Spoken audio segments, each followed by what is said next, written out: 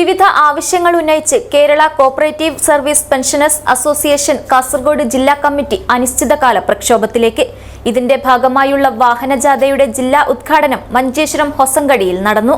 അത്യാധുനികവും ലോക നിലവാരവുമുള്ള ഫർണിച്ചറുകൾ വമ്പിച്ച വിലക്കുറവിൽ നിങ്ങളുടെ വീട്ടിലേക്ക് എത്തിച്ചു നൽകുന്നു. ബെഡ്റൂമോ, ലിവിംഗ് റൂമോ, ഓഫീസോ, സ്റ്റുഡിയോയോ ഏതൊന്നിനെയും ഭംഗിയാക്കാൻ ആർട്ടിക് ഫർണിച്ചർ ഇന്ന് തന്നെ സന്ദർശിക്കൂ. Arctic furniture, Kasaragod, Uppala, Mangalore, Kanhangad, Vadakara.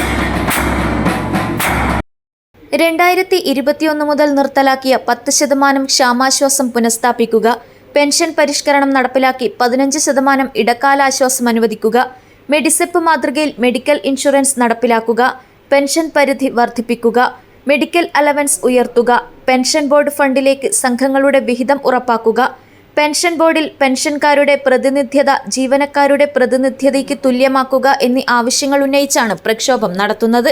സംസ്ഥാന സമരപ്രചരണ ജാഥയ്ക്ക് സംസ്ഥാന ജനറൽ സെക്രട്ടറി മുണ്ടൂർ രാമകൃഷ്ണൻ നേതൃത്വം നൽകി. AM മേരി ടീച്ചർ ജാഥ ഉദ്ഘാടനം ചെയ്തു.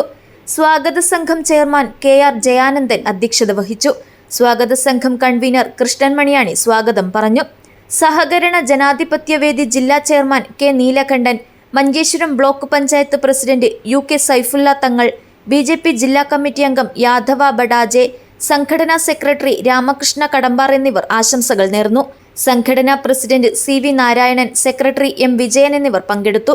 കേരളത്തിലെ സഹകരണ മേഖലയെ ഇന്നത്തെ നിലയിലേക്ക് ഉയർത്തുന്നതിൽ നിർണായക പങ്കുവഹിച്ച സഹകരണ പെൻഷൻകാരുടെ അവകാശങ്ങൾ നിഷേധിക്കുന്ന സർക്കാർ നിലപാടിനെതിരെ ശക്തമായ പ്രതിഷേധം ഉയരുമെന്നും നേതാക്കൾ വ്യക്തമാക്കി. ആവശ്യമായ ഫണ്ട് പെൻഷൻ ബോർഡിൽ ഉണ്ടായിട്ടും സർക്കാർ ഖജനാവിന് ബാധ്യതയില്ലാതെ അനുവദിക്കാവുന്ന ആനുകൂല്യങ്ങൾ നിഷേധിക്കുന്നതിനെതിരെ പൊതുജന ശ്രദ്ധ ക്ഷണിക്കുന്നതിന്റെ ഭാഗമായാണ് സമരം. ഇന്ന് തുടക്കം കുറിച്ച സംസ്ഥാനതല വാഹന പ്രചരണ ജാഥ ഫെബ്രുവരി 9 മുതൽ 17 വരെ സെക്രട്ടേറിയറ്റ് നടയിൽ റിലേ സത്യാഗ്രഹവും ഫെബ്രുവരി 23 മുതൽ അനിശ്ചിതകാല നിരാഹാര സമരവും നടത്തുമെന്ന് സംഘടന അറിയിച്ചു. നമ്മൾ വിചാരിക്കും മുതലാളിത്ത രാജ്യങ്ങളിലെല്ലാം മുതലാളിത്ത സമ്പദ് വ്യവസ്ഥയാണ് നിലവിലുള്ളതെന്ന്. ഇപ്പൊ ഫ്രാൻസ് എന്ന് പറഞ്ഞാൽ നമ്മളെപ്പോഴും മനസ്സിലാക്കുക, ഫ്രാൻസ് ഒരു മുതലാളിത്തത്തിന്റെ ഭാഗമായി നിൽക്കുന്ന രാജ്യമാണെന്ന് നമ്മൾ പൊതുവെ മനസ്സിലാക്കുമ്പോഴും അതിനെ ആഴത്തിൽ പഠിച്ചാൽ നമ്മൾ മനസ്സിലാകും, അവിടുത്തെ ജനസംഖ്യയുടെ കണക്കെടുത്താൽ ഏതാണ്ട് ഒരാൾക്ക് 2 അല്ലെങ്കിൽ 3 സഹകരണ പ്രസ്ഥാനങ്ങളുമായി ബന്ധമുണ്ട്. അത്രമാത്രം അവിടുത്തെ ജനങ്ങളുടെ ജീവിതത്തോട് പോലും ഗാഠമായി ബന്ധപ്പെട്ടിരിക്കുന്ന ഒന്നാണ് സഹകരണ പ്രസ്ഥാനം. പലപ്പോഴും ചില പൊതു പരിപാടികളിലും അല്ലെങ്കിൽ പൊതുവെയുള്ള ഒരു സംസാരം സഹകരണ മേഖലയ്ക്ക് ഭാവിയില്ല, അത് വഴിമുട്ടിപ്പോകുന്ന ഒരു പ്രസ്ഥാനമാണെന്നൊക്കെ പൊതുവെ പറയാറുണ്ട്. അതെന്തുകൊണ്ടാണെന്ന് വെച്ചാൽ നമ്മുടെ ഈ ചുറ്റുപാടും കാണുന്ന ചില സഹകരണ ബാങ്കുകളുമായി ബന്ധപ്പെട്ട ചെറിയ ചില ചിന്തകളിൽ നിന്നാണ് അത്തരം സംസാരങ്ങൾ ഉണ്ടാകുന്നത്. യഥാർത്ഥത്തിൽ നമ്മുടെ ജീവിതത്തെ മുന്നോട്ട് നയിക്കാൻ ഏറ്റവും ശക്തമായ ഒരു പ്രസ്ഥാനമാണ് സഹകരണ പ്രസ്ഥാനം.